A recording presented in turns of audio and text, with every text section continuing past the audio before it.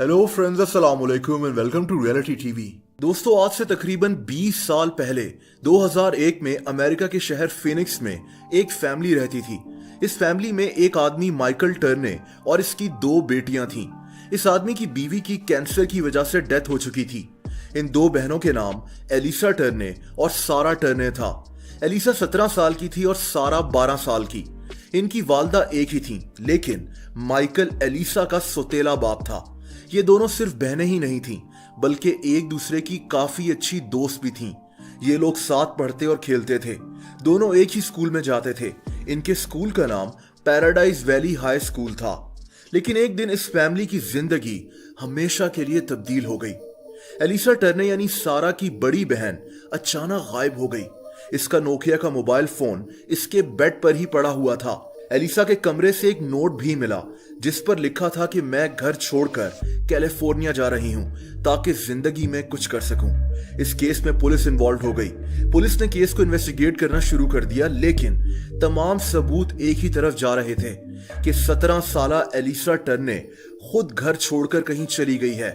ये खबर इसकी छोटी बहन सारा के लिए किसी शौक से कम नहीं थी कि इसकी बड़ी बहन एक दिन इसको कुछ बताए बगैर गायब हो गई। दोस्तों, वक्त गुजरता गया, सारा बड़ी होती गई, लेकिन इसके लिए अभी भी ये बात तस्लीम करना मुश्किल था कि इसकी बहन एक दिन अचानक गायब हो गई और इसने फिर कभी भी इससे कांटेक्ट नहीं किया। इसका बाप माइकल अपनी सौतेली बेटी एलिसा पर बहुत ज्यादा सख्ती करता था। ये आदमी अपनी सौतेली बेटी के हर काम में मुदाखलत करता था। सारा जैसे जैसे बड़ी होती गई, इसके जहन में एक बात पक्की होती जा रही थी कि इसकी बहन एलिसा के गायब होने में इसके बाप माइकल का ही हाथ है। Do you think that there's any chance that Alyssa's still alive? I don't think that Alyssa could still be alive. And it wasn't until I believed that my father could be responsible that I gave up hope that she was alive. ये अपने बाप Michael से Elisa के मुतालिक सवाल करती तो इसको आगे से अजीब जवाब सुनने को मिलते थे। You have a background in law enforcement. Yes, I do. You know that oftentimes the first person they look as suspect might be family members. They always look at the family member first. That's just standard 101 investigations. So why take it as such an insult? No, because that's a lie. I didn't refuse to answer questions. They were calling me every लेकिन day. Police Elisa के गायब होने का case बंद कर चुकी थी। दोस्तों, वक्त गुजरता गया, यहां तक के 20 साल गुजर गए, लेकिन सारा अपनी बहन को भुला नहीं सकी। ये बार बार पुलिस स्टेशन जाती और इनको बताती कि इसकी बहन घर छोड़कर नहीं गई थी, बल्कि इसको पूरा यकीन है कि इसके अपने बाप का इस केस में हाथ है। दोस्तों, इसने पुलिस को अपने बाप की कई वीडियोस भी दिखाई जिसमें ये उससे एलिसा के मुतालिक सवाल कर रही है, लेकिन इसके बाप के पास किसी बात का कोई जवाब नहीं है।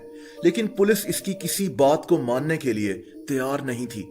सारा को हमेशा से लगता था कि माइकल ने ही अपनी सौतेली बेटी को गायब किया है। सारा ने हर जगह अपनी आवाज उठाई। इसने फेसबुक पर जस्टिस फॉर एलिसा के नाम से पेज भी बनाया, लेकिन कोई फायदा नहीं हुआ। ये केस लटका ही रहा। माइकल खुद एक दफा जेल जा चुका था। इसके घर से 2008 में 26 पाइप बॉम्ब्स बरामद हुए थे। इस आदमी को 7 साल के लिए जेल भेज दिया गया था। इसीलिए इसकी अपनी बेटी सारा समझती थी कि इसी के बाप ने एलिसा को गायब किया है। दोस्तों, इस बात को 20 साल गुजर गए, लेकिन एलिसा के गायब होने का यह पुरस्कार केस हल नहीं हो सका। लेकिन फिर अप्रैल 2020 में सारा ने टिकटॉक पर एक अकाउंट बनाया। इसके अकाउंट का नाम सारा टर्ने था। सारा ने यह अकाउंट सिर्फ और सिर्फ अपनी 20 साल पहले गायब हुई हुई बहन के लिए बनाया था। ये यहां अपनी बहन के केस के ऊपर वीडियोस पोस्ट करना शुरू हो गई। इन वीडियोस में इसके अपने बाप की वीडियोस और ऑडियो रिकॉर्डिंग्स भी थीं, जिसमें ये उससे एलिसा के मुतालिक सवाल पूछती थी और वो अजीब किस्म के जवाब देता था। दोस्तों, ये टिकटॉक अकाउंट देखते ही देखते बेहद मशहूर हो गया। सारा के कुछ ही महीनों में 1 मिलियन फॉलोअर्स हो गए। सारा ने एलिसा के केस को टिकटॉक के जरिए पूरी दुनिया में मशहूर कर दिया। लोग इसकी वीडियोस को हर जगह शेयर करने लगे। मीडिया की नजर भी सारा पर पड़ गई, जो सिर्फ और सिर्फ अपनी बहन के लिए इंसाफ चाहती थी। सारा ने इस टिकटॉक अकाउंट पर सारे सबूत पोस्ट करना शुरू कर दिए। दिन रात सारा का सिर्फ यही मकसद था। एक वीडियो में ये अपने बाप से एलिसा का पूछती है तो इसका बाप माइकल कहता है कि जब मैं मरने वाला हूंगा तो तुम्हें सारी बातों का जवाब ईमानदारी से दे दूंगा, उस वक्त का इंतजार करो। ये बात इंतहाई अजीब थी। ये साफ लग रहा था कि इसी का बाप अपनी सौतेली बेटी के गायब होने के पीछे है। ये वीडियो भी टिकटॉक पर वायरल हो गई और ये केस फिर से जिंदा होने लगा। दोस्तों, सारा के इस टिकटॉक अकाउंट की वजह से पुलिस ने एलिसा के केस को फिर से खोल दिया। सारा दिन रात पुलिस पर प्रेशर डालना शुरू हो गई। पुलिस ने एलिसा के 20 साल पुराने केस से जुड़े कई लोगों का इंटरव्यू करना शुरू कर दिया। ये केस टिकटॉक के जरिए बेहद मशहूर हो गया। सारा ने अपने टिकटॉक अकाउंट के जरिए दिन रात इस केस को जिंदा करना शुरू कर दिया। और दोस्तों, 20 साल के बाद पुलिस को आखिरकार पता चल गया कि माइकल टर्ने ने ही अपनी सौतेली बेटी को गुस्से में कत्ल कर दिया था। एलिसा घर छोड़कर नहीं गई थी, बल्कि ये लड़की अब जिंदा ही नहीं थी। Hey guys, I don't know if you've heard, I got a call about an hour ago now, maybe less than that. My father's been arrested for Alyssa's murder. And I just stopped crying and I'm trying not to cry again, and I just wanted to say thank you because I couldn't have done this without each and every one of you. To Alyssa's sister, Sarah Turney, your perseverance and commitment to finding justice for your sister Alyssa is a testament to the love of a sister. सारा का शक ठीक निकला।